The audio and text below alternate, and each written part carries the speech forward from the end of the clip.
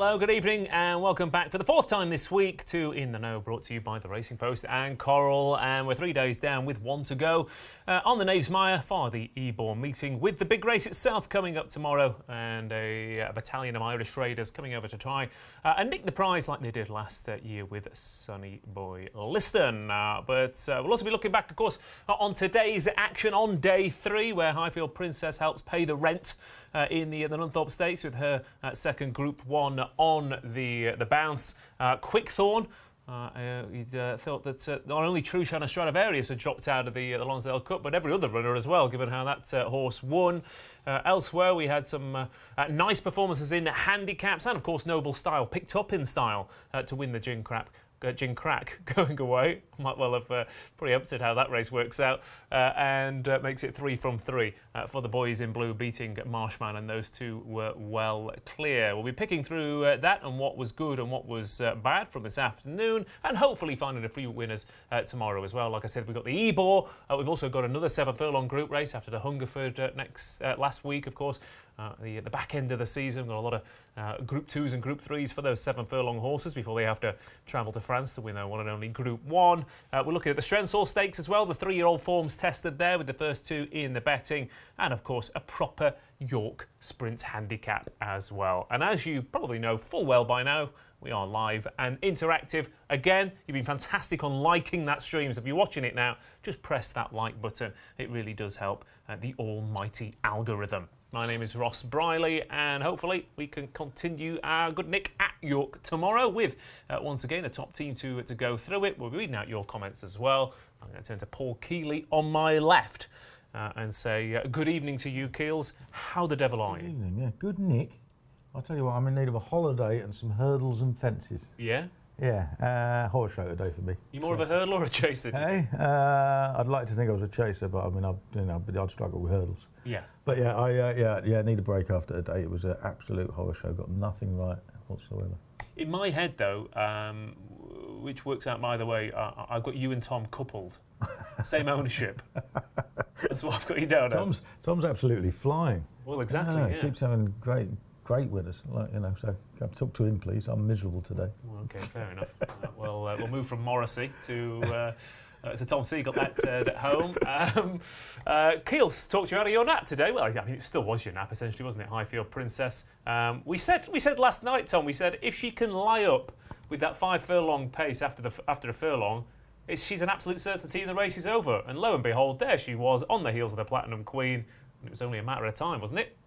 Yeah, the watchers of sectionals will have told you she can run fast enough to go with those 5 furlong horses. She's just, they're not great, are they? Those sprinters. You're just looking for one that's, that's well above average. She's well above average, and the rest aren't. So, yeah, a bit of luck there. Enjoyed Noble Style. As you know, I'm a big pedigrees man. So watching a well-bred horse beat loads of ones that aren't well-bred was nice for me too. I mean, I got that completely wrong last night. I thought he'd slightly gone at the game, and I still have my slight doubts about him, the way he travelled and headed position and the way his tail went round and stuff. But he was exciting too. And yeah, good day for the Appleby 2-year-olds, didn't they? They won both of them. Yeah, they did indeed. In very contrasting style, of course. We had one. Was never headed, and like you said, Noble Style didn't really look like he was going to win until he won, in a way. Similar to that Newmarket race as well. It's obvious to say, but he shapes like a horse who would really appreciate a 7th furlong. I mean, how many times have we said that and it's not worked out? But he hits a little bit of a flat spot and then powers home. Yeah. I mean, he's got a bit of quirk about him. Quite a lot of the Kingmans have a little bit of a quirk about him. Yeah, I think 7 furlongs isn't a problem for him. He's just classier than them, isn't he? He should be. He should be. Let's not beat around the bush. He cost $500,000. He's by Kingman. They're, you're asking the Harry Angels of this world that are bred to not great, to cheaper mares and stuff to run with them. It just doesn't work like that. The best bred horses tend to win the best races. Obviously, there's exceptions. Of course, there. I think he's going to turn into a good sprinter the second, though. I mean, it's one of those. I mean, he went so well, and it's such a big step up from winning a novice race at first, isn't it? And and he was given a harder time than he needed to there as well. But I mean, the way he travelled through it and the way he quickened up, it's one of those. They'll wonder whether should we have just held on to a little bit longer? You know what I mean? And I think he's going to be pretty good himself. Yeah, I couldn't agree more, Keels. I think he is very good. What the point I was getting at? No, I get that. Yeah. he'll be running against the 6 furlong horses. He could win the Commonwealth Cup easily, Bushman. Yeah. But he's not going to win the Guineas, is he? Whereas I'm always looking for the horse that can win the Guineas rather than the Commonwealth Cup, if you see what I mean. And, the Kingmans and the Dubawis and the Galileos and the, Frankels of this world, they tend to win the best races. Yeah. Like you said, I mean, Marshman, it was a 5 grand yearling he was. So they've done incredibly well. I mean, and that's another thing I think to take away from this week a little bit, or just in general this season, the last couple of years, in fact. Carl Burke really, given, like I said, the money that is spent on the horses he's running, he's putting it up to some big boys. Yeah, they buy well. Bradley Syndicate, don't they? Really well. Really well. Indeed. Noble Style, Highfield Princess then, and Quickthorn was out on his own in front. We'll say hello to you, David Stevens. Any thoughts on the Lonsdale Cup? You've been at York most of the week. Are you fresh? How are you feeling? I'm a lot fresher today than I was yesterday morning. I don't mind admitting that. But yeah, I had 2 wonderful days up there, the highlight of which on Wednesday was, of course, Baaeed. It's one of the highlights for many a season, I have to say. He was absolutely superb. And just a tantalising glimmer from William Haggis that he could end up in the Arc, which would be absolutely fantastic. But that was Wednesday. In terms of today, the Lonsdale, obviously, disappointing, great prize money. No Kit Prios, no Stradivarius, no Trushan. And Quickthorn turned the race into a procession. Fair play to him. He's a game stayer, getting better all the time. He's 7-1 for the Long Distance Cup on Champions Day.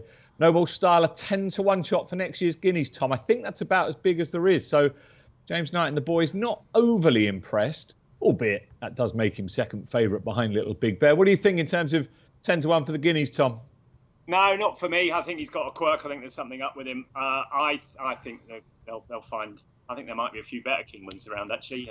Epictetus and Nostrum would be my 2 at the moment. That would be on my Guineas radar, not that one. Yeah, he might win a jersey or something like that, won't he? He'll be might well find his position next year. And Quickthorn, any quotes for the fighting 5th or anything for? I mean, he could do a not so sleepy. Get out. I was going to say same connections, not so sleepy. So look, I mean, if he goes and wins one of the big end of season Group 1, just have to say that's probably unlikely. But yeah, I say it was a disappointing race. Let's not get away from it. I say the 3 best stayers in training weren't in it, but it takes nothing away. He had his day in the sun.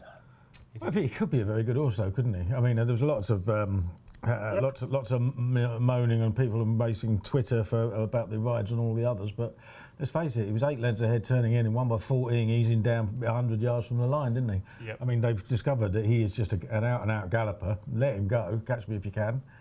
And, the time was pretty good, wasn't it? So, he might second in Ebor last year. He's won 3 group races on the bounce, so he's not exactly... No, exactly. He might just coming to himself, be a very, very good horse. Might be interesting in that champion stayers, Yeah, because he'll handle the conditions, and he's already won at the track as well.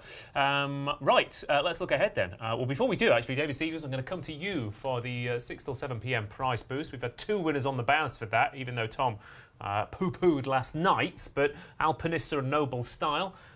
Who's tonight's time-sensitive price boost? That is in our 3 o'clock, and that is Sacred for William Haggis, and there'll be more about him later on as well. But Sacred, 4-1 currently for that race, 5-1 there, up to 20 quid.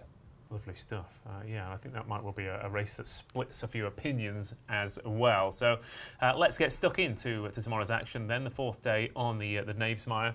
And we kick off with the Strensall Stakes Group 3 of a mile and 177 yards. And they are often quite pertinent in races like this. Mighty Ulysses is 11-8 favourite here. Alflela is 4-1. Cadillac is 13-2. Bashka over 7. Sunny Liston is 9-1. Finest Sound is 10-1. Masakila 16-1. Marie's Diamond at 33-1 is the outsider of the bunch. Although given how they went bowling off in the last race at York today, and they didn't come back. I wonder if Marie's Diamond might well try and do similar tactics at 33s tomorrow. But 3-year-olds are dominating here for this Group 3 contest. We haven't had a 3-year-old winner since 2009. 9 of them have tried in the last 5 years. We've only had 5 winners from 50 the cracks, and we've been kind of crabbing the 3-year-old form all summer, haven't we, Kealy? So why are these two taking so much? Yeah, well, I mean, Mighty Ulysses was only beating 3/4 lengths in the St James's Palace. I mean, he's got Group 1 form. Was that a good race? Yeah, I don't think it was a particularly good race. No, I mean you got 5 horses within a length of each other, haven't you? So it isn't a brilliant race. It's the best form in the race. I think he's probably the most talented horse. I've got a little sneaky feeling that he might be a little bit soft. I also, when you talked about the extra yardage, think that could be an issue as well. He definitely didn't stay in the Blue Ribbon Trial at Epsom in the spring.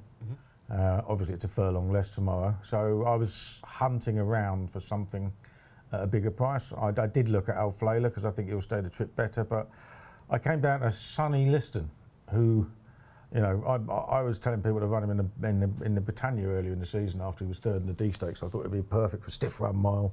They ran him in the Derby instead. He was way too keen. He was never. The other one, Jimi Hendrix, ran really well in that. Yeah, he was never A, going to be good enough, or B, stay the trip. And you know, now he's gone back to doing what he should have been doing. He ran over a mile last time at Goodwood, was third to Riccigiani, and was just about the last off the bridle there, and finished it out really well. And I think with Marie's Diamond in the race, he's definitely going to make the run in. I'd imagine Masekela, who was 4th in the Derby, remember, in the 16-1 here, I'd imagine he's going to need a test at this trip. He's been too keen over middle distances since the Derby, but he's not going to want him to go slow, so I'd imagine he'll be up there pressing it as well. He made the run in last year when he won once, so hopefully there'll be strong enough pace. And Sonny Liston is a strong traveller, and hopefully we'll pick him off and might just see it out a bit better than Mighty Ulysses. Okay. That's my hope anyway. Yeah, I mean, on a, you know, the favourite was, what, 5th in the St James's Palace. Bayside Boy and Berkshire Shadow were behind him by what, a glimmer. Yeah. Sonny Liston finished ahead of them at Goodwood, yet one is 11:08, one is 11:01. Yeah, exactly. Yeah, Does seem a little odd. Yeah, and you know, with a bit of luck, there will be the pace, and he'll enjoy it. And he's a horse with untapped potential at the trip. Okay. He could be interesting then at 9-1 now, in fact, for Charlie Hills and Kieran Schumark. Like I said, you've not been convinced by the 3-year-old form this year either, Tom. Did you think this race was worth taking on the favourite? God, it's a tricky one, this. I mean, I think we've got to mention the prospect of watering. I mean, I was watching the beach volleyball earlier, and I wasn't sure whether there was more sand on the beach volleyball court or York by the end of the meeting. And they were kicking up sand. So you were looking at sand while watching the beach volleyball? Sorry, say again? You were looking at sand while watching the beach volleyball? I know what you were watching.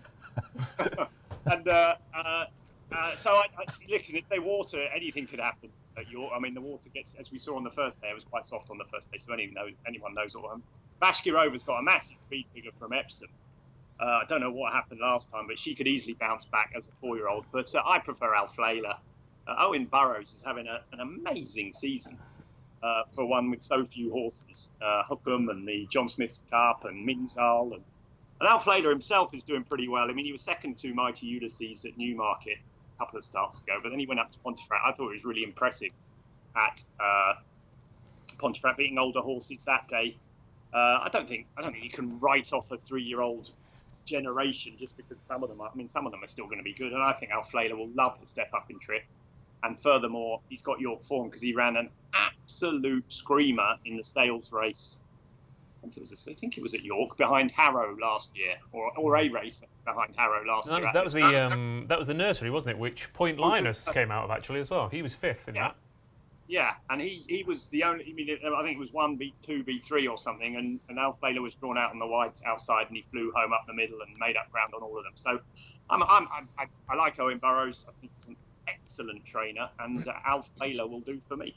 Yeah, Owen Burrows. I think he's won with 1 in 3 runners this year, which, like you said, he doesn't have many horses. Admittedly, they are all bred to be. I mean, he should be winning with most of them, given the breeding. But and I wasn't necessarily writing up whole generation, Tom. I was just saying that you've got 11:08 and 4-1, so they're taking such a chunk out of the market. It's very true. You're spot on, and so maybe Hills was talking about the pace. I think Finest Sound will go forward as well. Sylvester de Souza doesn't like to mess around at York. He'll go forward. So I think there'll be an absolute ton of pace. We saw in the last race today, they didn't come back, did they? They went as fast as they possibly could off the front, and the 2 of them still were in front at the line. So I don't know how the track's going to ride tomorrow. By the end, that last race, it was hard to come from off the pace. But if they water, things can all change, and I'm not going to worry about it and just go for the horse. I think it's the most suited to the test, and that's Alflaila. Okay, Alflaila is a 4-1 shot. Others to mention, obviously, Cadillac's in good nick as well.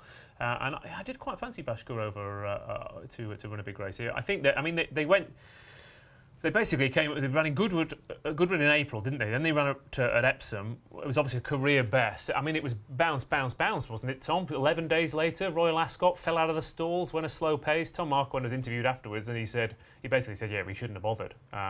And she's been given another 2 months off. So I thought she was interesting. Yeah, I thought it might have been ground thing as well as the bounce factor. Ross thought it was soft at Epsom, always well watered at Epsom. Andrew Cooper and his watering can. At Epsom and Sandown, it's always softer than you think it's going to be. It was fast at Ascot, and maybe that was the issue. So if they get some rain or get some water on it, yeah, Bashka Rover's definitely in there with a shout. Okay, 11-8 favourite though, Mighty Ulysses here for the Stouts team. Mr. David Stevens, what do you make of this? And is the favourite going to give the bookies any choice? Very good. I think it's a lot more open than an 11-8 favourite would suggest. You look at that and think that he should be some sort of good thing at that price, and I think we're all in agreement. He's not. Kills has made a very compelling case for Sonny Liston.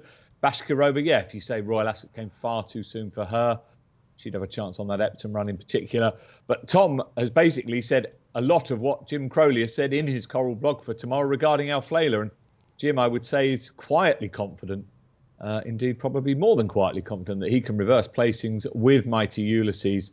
So he went up to Pontefract. He said there was plenty of improvement from the run Newmarket to Pontefract. He's hoping there's a lot more to come. Stable in great form. This extra, almost an extra furlong, he thinks can help him here. Strongly run race. I mean, Masakela's a fascinating one. Hasn't gone on from his fourth in the Derby, I think it's fair to say, and now been dropped back to this trip. So, as Kill said, you've got to assume he's going to want to make it a bit of a test up front. And hopefully set it up for the strongly finishing Al Flayler. Okay, lovely stuff. Yeah, we're going to get into the bottom of how Tom picks his horses. He just reads those trainer and jockey blogs and copies and pastes them. Keels, what's the pick in the opener? Yeah, I've had a couple of quid each way on Sonny Liston. Okay, Sonny Liston it is. Tom? Al Flayler, Ross. Lovely stuff. I will go with Bashka Rover and a saver on Marie's Diamond, just in case the horse does get a nice, easy lead. And David?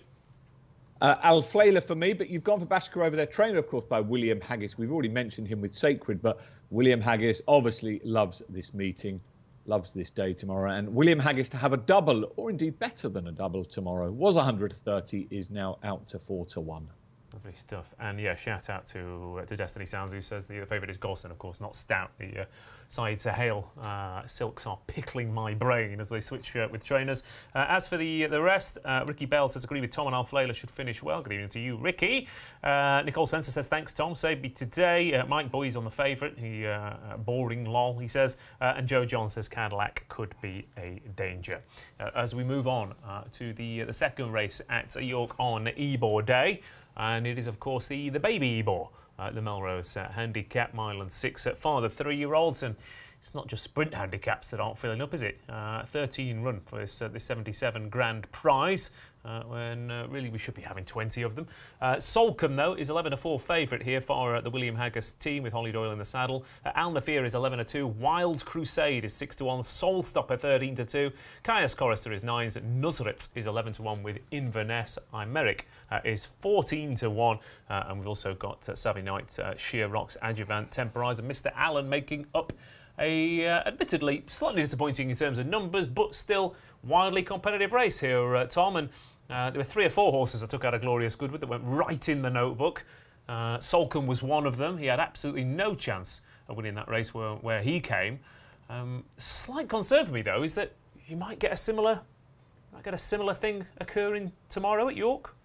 It's possible. I mean, some York races, they come from miles off the pace, don't they? A lot depends when they start racing. The last race looked like you wanted to be up with the pace, but as I say, you never know what will happen with the old watering or the rain. Soulstopper, he's just a bit of a loafer. You're right, Ross. He misses the break, mucks around out the back, and then finishes fast. I think the step up in triple suit him.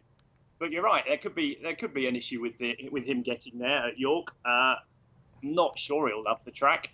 It was wide open apart from that. I think we'll make case for loads of them. I like this. Caius Chorister for David, my favourite Frenchman, Menuisier. I know you like my pronunciation of my French pronunciation, but I think she is just like one of those. She's like a day in ages. She's like one of the ones running Jane Chapel Harm's one that runs in the first at Sandown tomorrow, and is Arca or something. I don't know what she's called. but they just get better and better. She's by Golden Horn, who was the sire of Ascoy, who won the Galtrees Stakes the other day, shipped off to Jump Stallion, unbelievably, when he's probably the most underrated staying stallion around, out of a mare that holds the 2-mile track record at Beverley and was rated pretty decent. She's going to love stepping up in trip. She was rated 53, I think, when she won her first race this season. She's now £39 higher, but I don't think we've got anywhere near the ceiling of her ability. We saw what Menuisier did with Wonderful Tonight and plenty of other horses. I think she has got a big chance, Caius Forrester. I think she'll go really, really well. And if, as I liked her, I couldn't let Eve Johnson Horton's horse Sheer Rocks go unbacked either, because he got trapped behind in the Caius Forrester race and then finished off really well to be fourth. He ran in the Shergar Cup next time, and once again, Frankie had him in the perfect position, but it was one of those races where he was sort of one back off the rail, and they sort of the front runners started weakening, and they all came round him on the outside, and Frankie couldn't get out in time. And when he did get out, Sheer Rocks, he flew home. He's going to love the step up to 1 mile and 6 on that evidence. So they were my two against the field at decent prices, but my favourite one is definitely Caius Forrester, whatever that means. Lovely stuff. There we go. Yeah, I'm sure plenty of the viewers at home will be singing from the same hymn sheet about that one, Tom. I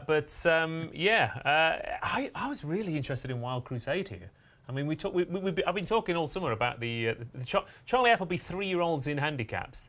They're not handicappers, are they? They're group horses, because he's got his group horses, and these are the slightly inferior group horses. The only horse that's beat this horse is a group horse in the shape of Al Kareem. He's beat Warren Point easily last time out at Ascot, who came out and won at Glorious Goodwood. His dam was a dual winner over 2 miles. I thought he was fascinating. I did think he was fascinating. I was very close to it, and I started looking a little bit further into the race. And the problem is, you get group horses winning this off marks in the 80s, and he's already 102. Fair. And that's just sort of put me off. I mean, there is going to be something that's really, really well handicapped. I mean, he could end up being a cup horse. I mean, Coltrane didn't win today, but I mean, he won it. He's definitely a cup horse. I was looking for something a little bit lower down the weights. I wouldn't surprise me if Solcombe hacked up, to be honest. If he puts it all in. But the trainer does say that he doesn't want the ground any faster. And if it was any faster, it'd be an airport runway, wouldn't it? So if he doesn't want fast ground, then unless they put loads of water on it, then you've got to oppose him. I've taken a chance with the Joseph O'Brien horse Nusrit, who has actually taken an age to learn how to win. But did it last time when Mikey Shee rode him for the first time, and he actually delivered him as late as possible without asking him for any effort, and he won very easily. He has some decent maiden form. He actually finished third in a Premier Handicap in Ireland over 1 mile 2. And again, he's another Golden Horn. The dam is closely related to Conduit, who won the St Leger, so going even further up in trip is going to suit. They seem to like him. I will say I did some research earlier in the week and noticed and found out that claiming jockeys have a 2% strike rate in valuable handicaps in Britain over the last 4 years, just 7 from 350 odd. Getting bullied by the big boys. Yeah, getting bullied by the big boys. But obviously, Mikey Shee plies his trade in Ireland. He's won 3 valuable handicaps in Ireland already, well claiming. One of them for Joseph O'Brien on Irish Champions Weekend last year. So he's got plenty of experience and he clearly knows how to ride the horse. So I take a chance on him. Okay, thank you very much, Keels. Keys Chorister, apparently, pronounced, as in Keys College at Cambridge. Thank you to Genghis, 26, at home, who's taken over. Tom didn't know that. Yeah. The kid didn't go there, I can assure you. No, I don't think any of us did they? Maybe David at a push, I don't know. We'll soon find out in a second. But give it a rest, David Stevens. Oh, come on. He might have been to Cambridge. I don't know. He might have been to for dinner one night. I don't know. He slept on Cambridge Station after Newmarket races once. There we go. The train's just come in that he slept on. I think that's just there in the background. But let's go to you, David. So you could bring this together. Were you Oxford or Cambridge? Well, I've been to both, watching Portsmouth play. And I won't say what the Portsmouth fans did when they were at both of those places, because it was a long time ago and we don't talk about things like that. But anyway, it's so good that our Our viewers are very educated, aren't they, to know that that's pronounced. How is it pronounced? Keys? Keys. Yeah, I mean, you don't even know after we've told you, David. I was trying to work out, how could that be Keys? Anyway, this race, 4 places each way, 13 runners. I gave a little squeak to Inverness. He was just, obviously, very closely matched with Solcombe on that Goodwood run. Solcombe perhaps a little bit unlucky that day, but Inverness at a double-figure price. Secret State won that race. I thought he did okay in the Great Voltager earlier in the week. And we've got a Godolphin special here, unsurprisingly, because they've got 2 of the first 3 in the betting. And a Godolphin winner, or a Charlie Appleby train winner, was 5-2, is now 3-1. So Wild Crusade and Al Nafir for 3-1. Lovely stuff.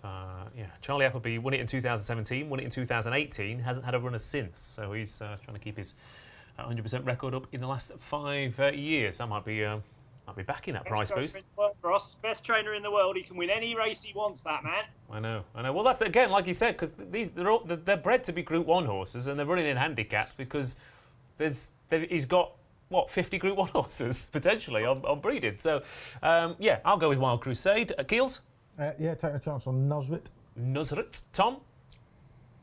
Keys. Chorister. There you go. Lovely stuff. Well, you'll be taking over from Paxman at this rate. And David? Inverness each way. Lovely stuff. Inverness each way.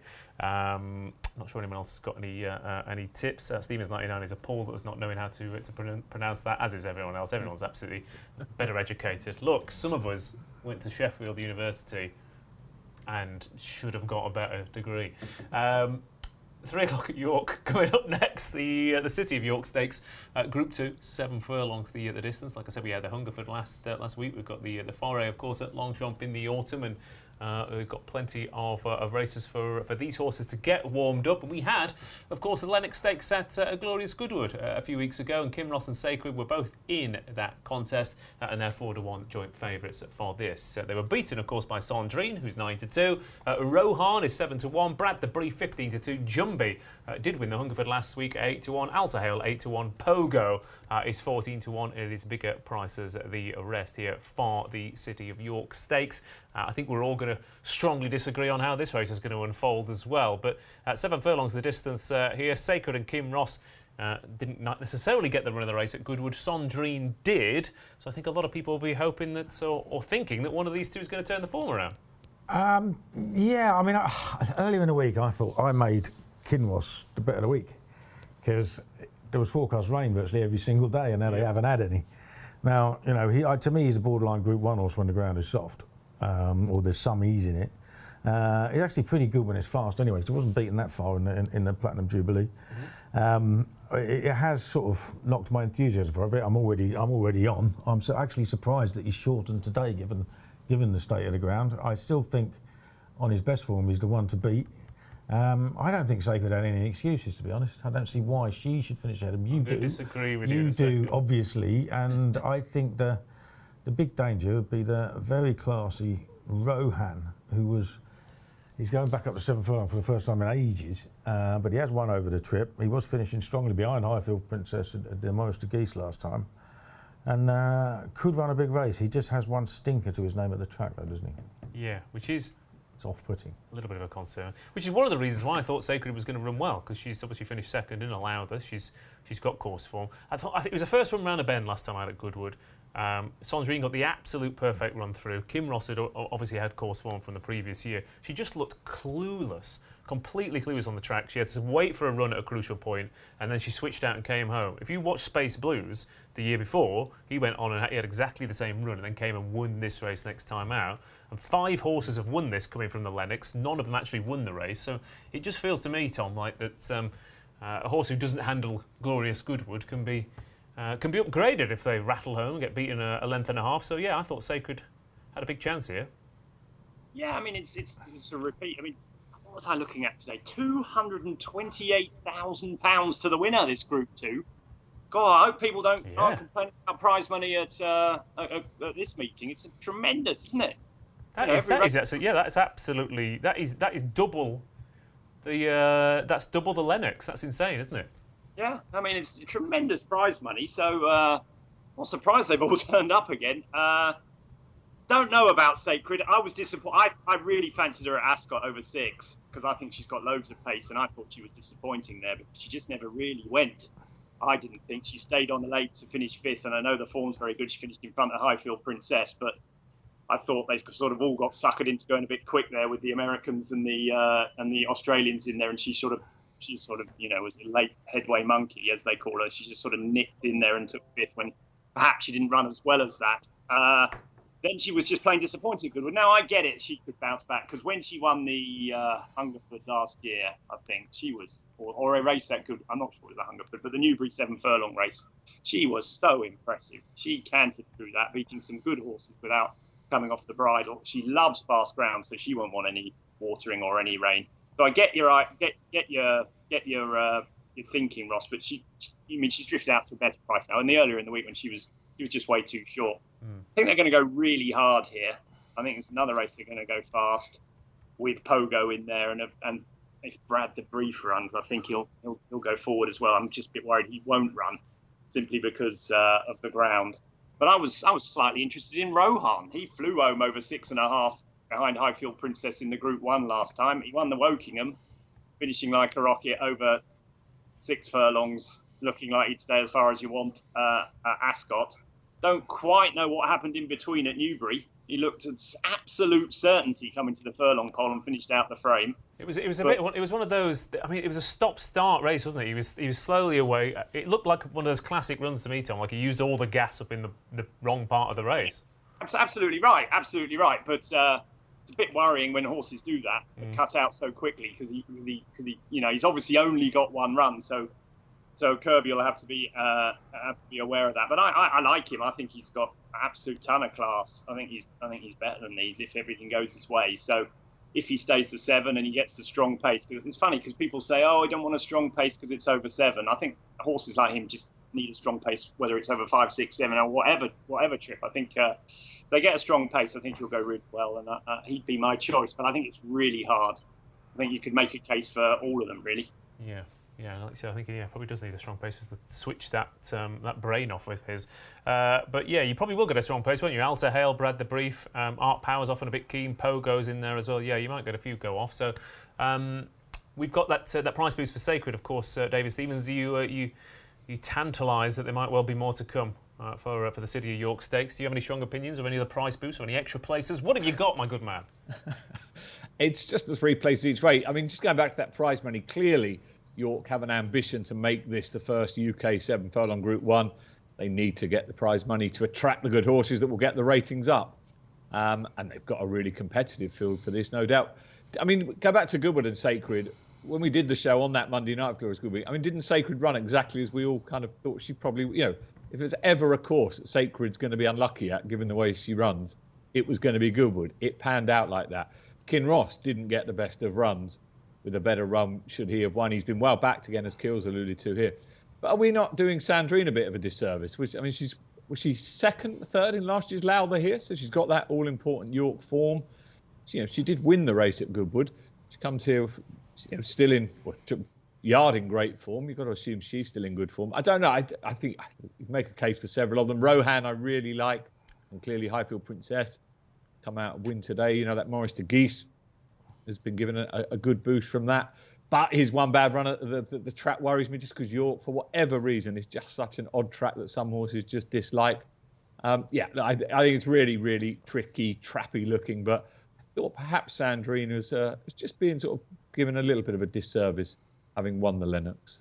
Okay, very well. But I think we've all got different opinions then in the City of York Stakes. Mr. Paul Kealy?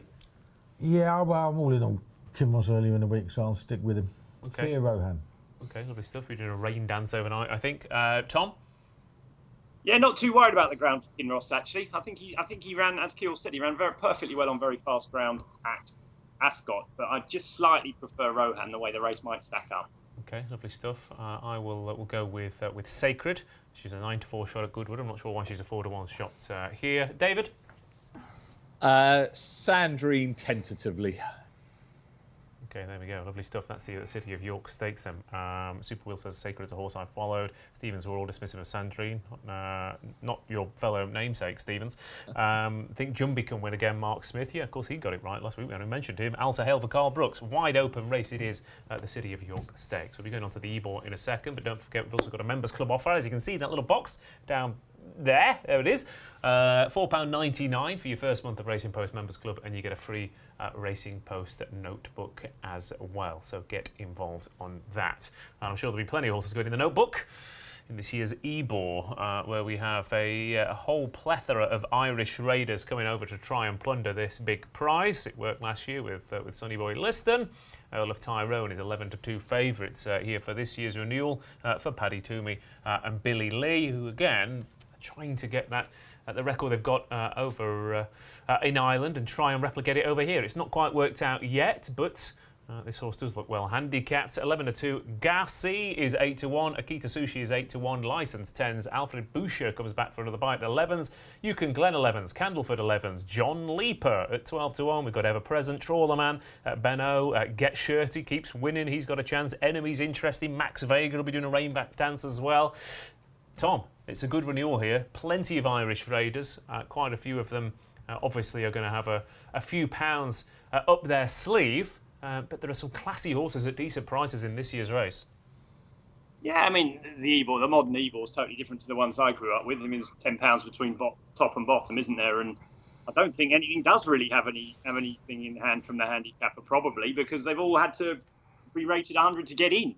So it's quite hard to be knocked off when you're rated 100 that often. So, you know, there's a few in there that could improve as well. I think Isle of Tyrone is the right favourite, actually. I've been really impressed with him when winning with his improvement for Paddy Toomey. I thought it was really impressive when beating Raise You last time. Raise You has gone on to win a good race, a Group 3, I think, subsequently, easily.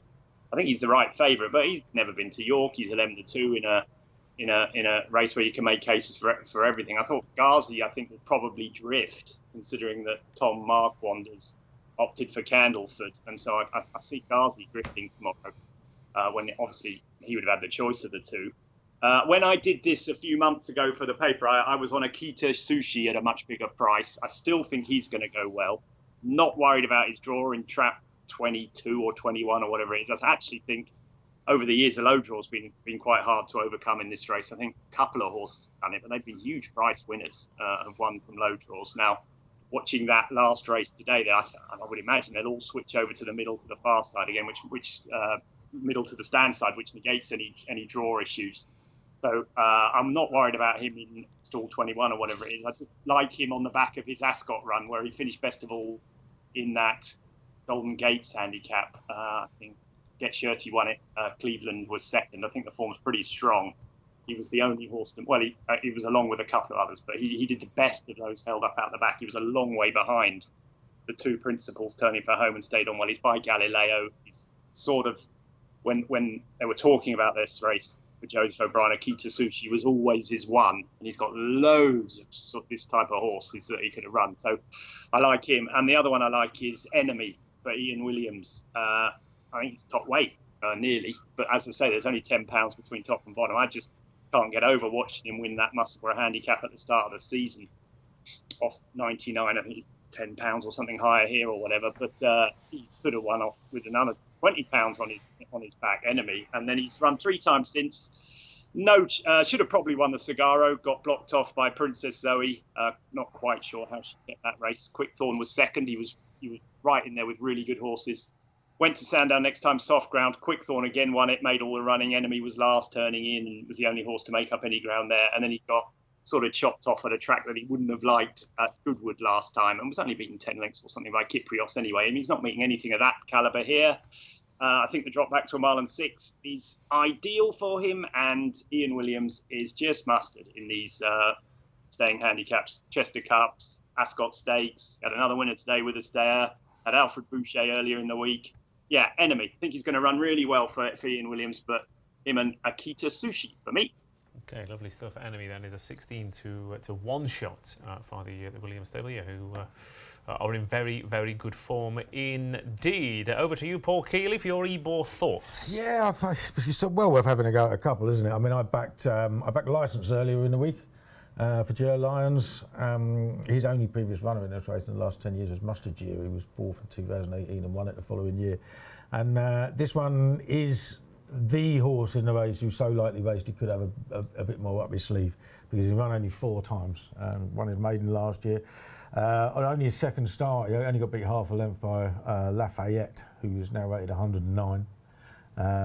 He blew out completely next time, got gelded, and then made a return a couple of weeks ago, and was what I thought was quite an eye-catching 4th up to a mile and a half. Yeah, he was shaking your head. He was just never in the race, was he? No, he was a very eye-catching 4th. It was a good Group 3. Gear Up won it. Cleveland, the Chester Cup winner, was second. It just looked like, this has been the plan for a while. It's by Frankel. You expect him to, at least get the extra 2 furlongs, if not improve for it. I thought he would run well, and I've become interested, even more interested, I suppose, in Global Storm for Said Bin Suroor. I mean, since the money went through the roof, you needed to be a group horse to win this race, haven't you, really? And he was only 12 to 1 last year for the race, off a couple of pound lower mark, and he didn't get. He was never going to win, but he didn't get a run a couple of furlongs out, and he wasn't really persevered with him inside the final furlong. And he got beat 10 or 11 lengths in the end. But since then, he's taken his form to a new level. He has twice been within 3 or 4 lengths of a subsequent Group 1 winner in 2022. Finished 3rd to Hookham in the Group 2 at Maidan, and last time out it was again a very eye-catching 4th. To owner-mate Rebels Romance, who won that Group 1 in Germany afterwards. And that was a slow-run race at Goodwood, which didn't suit him at all. And he actually stayed on quite nicely, finished ahead of John Leaper, who's slightly better off with the weights with him and a bigger price. And, I think John Leaper will run well as well. I know you do too. It's just, he just strikes me as a horse that's way bigger. And, if there's a market mover, and sometimes you get quite a big market mover in the race on the final day, I think he might be one of them. Okay, Global Storm currently a 20 to 1 shot for the race, but yeah, like you said, he wasn't beaten far last year in a bit of a messy contest with the rain came. I think he'll probably appreciate these conditions a little bit more. We probably should mention a few others. Garcia, of course, for the Haggards team, good old Duke and Glen. Garcia, I'd imagine Tom Markham's, he might just prefer Candleford anyway, but I mean, does Garcia want to go around that fast? Is he likely to? I'm also convinced. Yeah, I'm not entirely convinced about him full stop, I think. But I quite like Candleford. I thought he'd run a big race. I mean, he's beaten Coltrane, he's beaten Ajero, he's beaten Trawlerman by half the track at Ascot, and that Newmarket race was, it was just such a messy race, wasn't it? Yeah, it was and also he challenged all the way down the middle. And the other horse that challenged down the middle was Dark Jedi, who ran a blinder earlier on. But yeah, I mean, he looked like an absolute monster at Ascot, and it could have come. It could be a bit of a bounce factor again as well, wasn't it? It was only his second start this season, so I thought Candleford would be interesting. And of course, we've got to talk about John Leaper, who I never thought he might win a derby, but is it me, Tom, or is this just this horse? He's constantly running in tiny mess about 5, 6, 7 runner races. The one time he's looked good was in a novice at Newcastle, where he went a mad gallop and he came from God knows where. That's the only time he's running a double figure field. And I just kept thinking they're going to go a good clip. He's obviously had a Snow Fairy. She ran 7 times in double figure fields over middle distances, won 5 Group 1s and placed in an Arc in the Champion Stakes.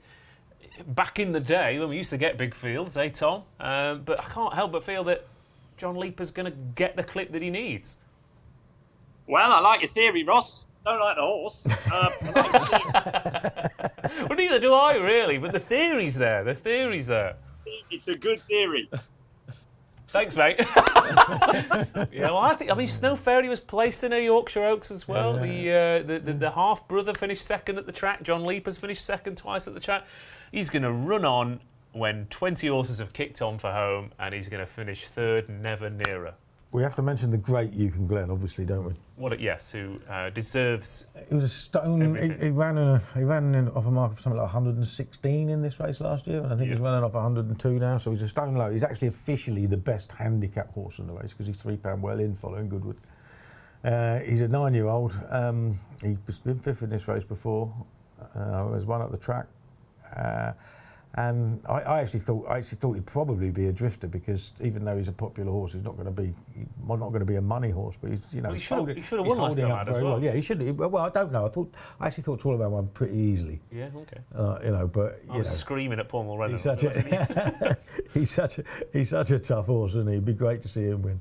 Okay, there we go. There's an Ebor preview for you, and we've probably only mentioned about 20% of the horses. David Stevens, give us some extra places for the love of God.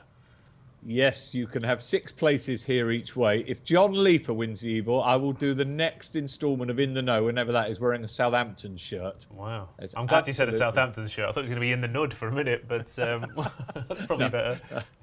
Things aren't that desperate. I like Ghazi, actually. I'm not too concerned that Tom Marquand has chosen the other one. He's lightly raced, only had the 6 runs. I'm hoping he'll get the mile 6. I'm hoping there's more to come from that one. I thought Benno was interesting. Joseph O'Brien's other one, now running in the JP McManus colours. He was 3rd or 4th in the Queen's Vase last year, so again, the trip shouldn't be too much of a problem. Warmed up for this back in June. Well, assuming he warmed up for this back in June in an amateur riders race at Bellewstown. I'm hoping Benno, this has been the plan for that one. But huge Irish presence in this race. It's like the Cheltenham Festival, and this is our next price boost. An Irish winner of this Ebor was 5-4, now 6-4. So you get a whole host running for you at 6-4. Okay, lovely stuff. Thank you, David. Keels, couple against the field for you. Yeah, Licence and Global Storm. Okay, there we go. Tom? Akita Sushi and Enemy for me. Okay, there we go. I'll go with... I'm having 3. Enemy, John Leaper and Candleford. Why not? It's the Ebor, for God's sake. And David?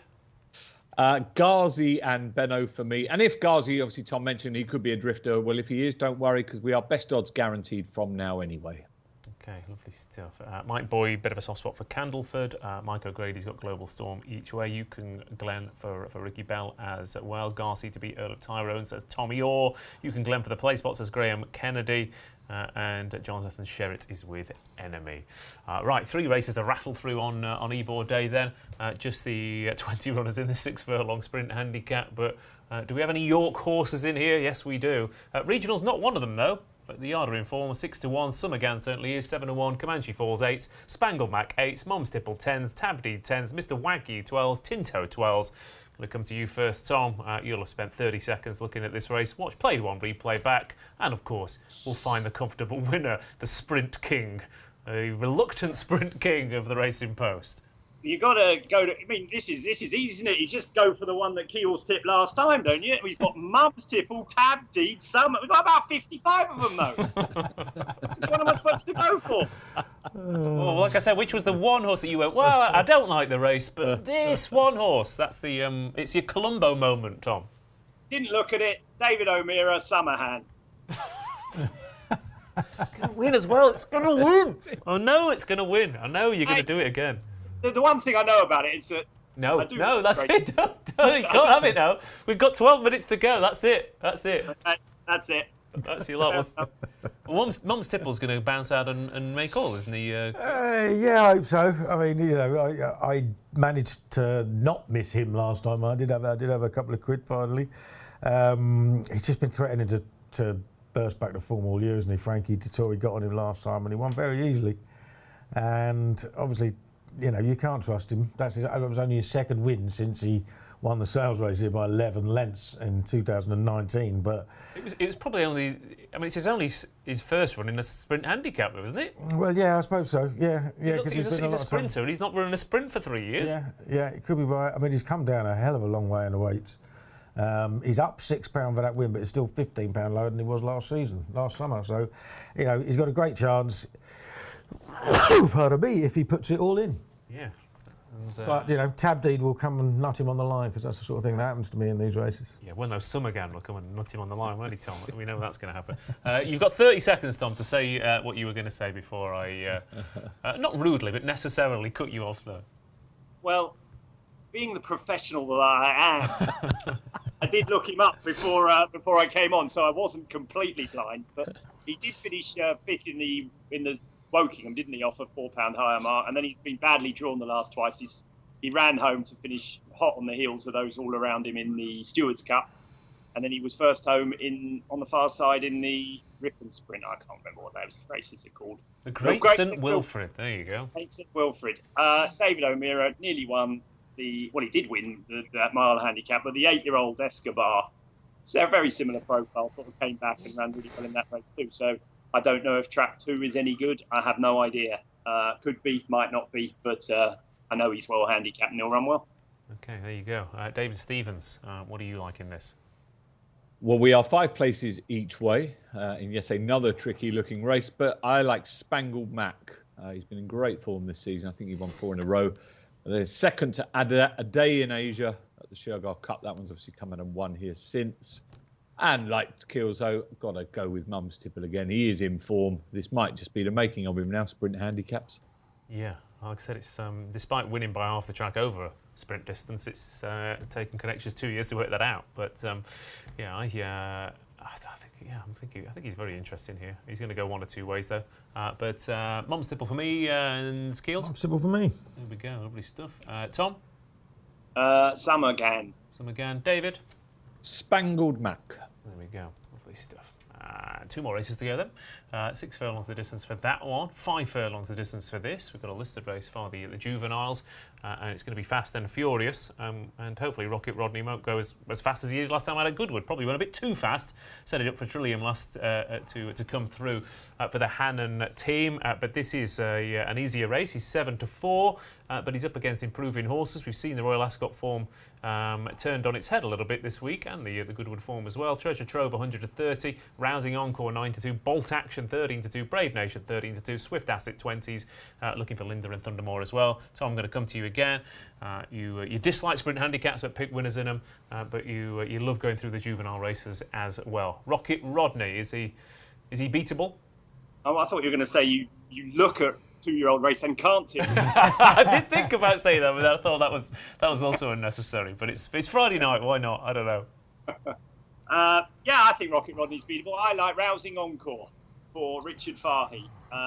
Pulled far too hard in the Coventry. Made the running. Still finished 6th, hot on the heels of the likes of Bradsell and Royal Scotsman. I'm not sure that form is working out as well as we all thought at the time, but I still think dropping back to 5 will suit him. Ran very well from track 1 in another big sales race in Ireland last time. Once again over 6, looked like he was going to win and then sort of got swallowed up late home. I think back at 5, maybe getting a lead is what he needs. So Rousing Encore for me. Okay, yeah, Rousing Encore then. Like you said, yeah, he's got, I mean, he's similar to Highfield Princess in a weird way, Tom, in the sense that he's got so much pace. Like I said, at 6 over last time out, 100 yards from the line, he was still on the bridle practically, and he got swamped. So yeah, you could see him blasting out and making the running here. Although a couple of others might well want to do the same, looking for Linda, the most obvious one. And yeah, Rocket Rodney, I got the feeling that the jockey thought he had the race won last time out and went into the heat of the speed a bit early. Yeah, could have done. He's clearly he's the best horse in the race on form, and he's entitled to win it. I think that's as good as he is, and he's going to be. Proper 2-year-old. That might not stop him from winning it. I do think we haven't seen the best of Brave Nation, who I was really impressed with on his debut when he won, and then I backed him at Royal Ascot. He's one of the ones that got crucified when the Riddler came across. I do think he was slightly coming to the end of his tether right in the last sort of 50 yards or so and wouldn't have won anyway, but he went up to 6 furlongs instead at Newmarket next time, and he clearly didn't get home, was really, really free. So dropping back down to a fast 5 furlongs, I think we might see a different horse this time. It'd be tentative rather than confident, but he's worth another try. Yeah. But, I mean, yeah, we probably would have been second, or maybe he could have even won the Norfolk, couldn't he? So. Yeah, I just got the impression he wasn't finishing it as strongly as others. So I think he's probably an out-and-out 5 furlong horse. Dylan Hogan back in the saddle as well. He was on board on his debut win. Rocket Rodney, though, is 6-4 here. David Stevens for the penultimate race of the Ebor Festival. Yeah, least enjoyable race of the day looking at this earlier, because Rocket Rodney let me down for quite a chunky accumulator at Goodwood, but we move on from there. And I'm with Tom here with Rousing Encore, hoping to drop back to 5, which he hasn't run over for the last 3 times or 4 times, I think. But drop back to 5, hopefully he'll have enough speed to burn these off. But again, that Coventry form, hasn't worked out as well as we thought. Royal Scotsman was a bit disappointing again today, but hopefully over the 5 furlongs will bring out the best in this fella. Okay, here we go. Rousing Encore is a 9-2 shot. I mean, I say it hasn't worked out, but Royal Scotsman's won a Group 2. Blackbeard's won a Group 2.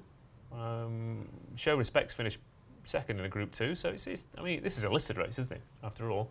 But Rocket Rodney, I'm sure you were saying, "Oh, you plonker," David. I'm sure those are your exact words. Goodwood, Rocket Rodney got beat.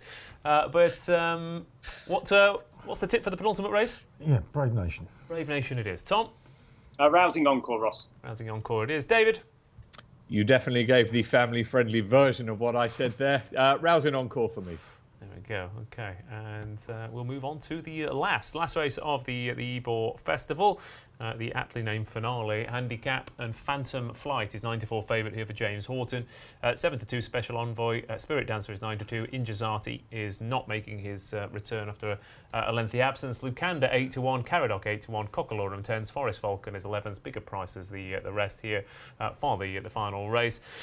James Horton's had quite a year. He's obviously, this horse has finished third to a potential Group 1 horse in the shape of New London last time out, but this is York Keels, and there are a lot of York horses up against him. Absolutely, yeah, and that's the thing, isn't it? We've got a market totally dominated by 2-3-year-olds who are lightly raced, could be anything, could be completely different cars, but they are running at York, and they take up a lot of the market against some serious York horses, one of whom, Lucanda, has won this race before and been fourth in it. I think he was fourth in it last year. And I think will probably run really well. He could have done with a stronger pace than he got last time when he was third at Spirit Dancer over the trip. Rafe Beckett's had 2 winners at the meeting this week. So I think he's probably a little bit each way value. I tend to back Cockalorum a fair bit when he runs at York as well. And I don't think he's obviously very well treated on his best form now, especially with a £5 claim on board. Okay, there you go. A couple of York horses then in the finale. Tom? Bit like State Occasion in that Billy's race today, Ross. I think Spirit Dancer just sort of stands out. He's the solid one, isn't he? Great York form. It seems better than ever. Only £4 up for winning here last time. Was he second in the John Smith's Cup? Fourth, wasn't he? Yeah, he lost second on the line, pretty much, I think. Did he? Well, whatever. That was a much better race than this. I just thought he's bound to run well, isn't he, Spirit Dancer? If the two flashy 3-year-olds can't handle the sand pit, then he might win again. Yeah, okay, there we go. Spirit Dance then is a 9-2 shot. Speaking of handling the sand pit, I think Jeremiah could be overpriced as well. About 33-1. Placed in all 3 efforts at this track and fell out of the boxes last time out at Doncaster. But you can crab the racing league all you like, but they run every race at 1,000,000 miles an hour, and that normally sets horses up to run well next time out, and the form works out. So I'll go with Jeremiah at a big price. The price is, David? Jeremiah is a 28-1 shot. We've got 4 places each way in this finale. Of the ones at the head of the betting, Special Envoy up £6, but that might not be enough to stop him. Just his second run in the handicap tomorrow. I liked one at a big price here. An ex-Andre Fabre, now with Mickey Hammond. Ran a couple of times over hurdles. Just had the 2 runs on the flat for Mickey. A second and a first at Pontefract. Strongly run race, I'm hoping will suit. And around, 18-1, I think he is at the moment. I'm hoping there might be more to come for Piste de Resistance. Yeah, if we talk about French pronunciation, I think we should just been told leave that one right there. Yeah, just been told they're putting 2 to 3 mil on tonight. So that won't make any difference. It'll be similar to. That's a big stake, isn't it? How much what you? What a word! Please go on responsibly, Keels. Laying my selections for 2 to 3 mil would have done you absolutely proud this week. Okay, well, let's hope I can't even do it now. I'm not even going to pronounce it for the finale. Let's hope we can go out with a few winners tomorrow for the Ebor meeting, and hope you can at home as well. Darren Walker says, "Call me mad. I think John Leaper wins the Ebor." Darren Walker, I am also It's a couple of sandwiches short of a picnic, as is John Leaper, as are you, but it could well work out. Luke Salmon agrees with Tom, and Cockalaw and Peter Davis could run a big race as well. That's the last race of the Ebor Festival then. We've had a very enjoyable week, and hopefully we can go out with winning naps. I'm going to come to Tom first because he would have been 3 for 3. I'm classing Highfield Princess as the nap, so absolutely no pressure, Tom, but on the final day of the Ebor Festival, let's make it a clean sweep. Charlie Dobson to win the 200 metres at the European Championship in a minute. Absolutely. He's the white Usain Bolt. He's absolutely amazing. You wait till you watch this guy, boys. He'll be the most... What price is he?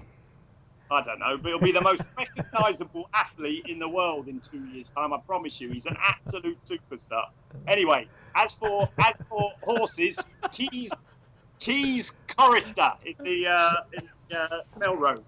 Yeah, okay. We got there eventually, didn't we? Yeah, it's very Les Dawson, that, all the right keys in the wrong order. Keels. Yeah, I need a Hail Mary, so I'm going to go for it with Global Storm. I'm very, very interested in him in the Ebor. Okay, lovely stuff. A Hail Mary at the Ebor bodes well, doesn't it? David Stevens, nap of the day on the final York meeting. Well, firstly, I want to have another go at presenting that. Piece de Resistance. Lovely. That? Just do it. Thank you very much. Where are we? Beta by length, of course, on every race at York tomorrow. Free bet up to a tenner. We've got our Racing Super Series free-to-play game for a chance to win up to 25 grand. And the Coral Boys, between Simon and myself this week, we've had our nap up each of the 3 days so far. So I'm going to go for Alflaila to make it 4 out of 4. Lovely stuff. Well, good luck with that. I'll go with Wild Crusade in the Melrose, and I'll also have a Wild Crusade Sacred John Leaper Mum's Tipple Yankee. That's what I'm going with. There you go. That could return 2 to 3 mil if that comes in. Anyway, that's been it for In the Know for this week. I hope you've enjoyed it. We certainly have. Maybe Tom more than Keels, to be fair. But that's the Naysmire for you. Tom, thank you and good night. Well, he's turned his mic down. Yeah, the producers have scuppered us. Thank you to Marcel there. David Stevens, thank you to you as well. Keels, good night and God bless. Yeah, thank you very much. Looking forward to Myrtles and Fences. Yeah, looking forward to not watching any racing.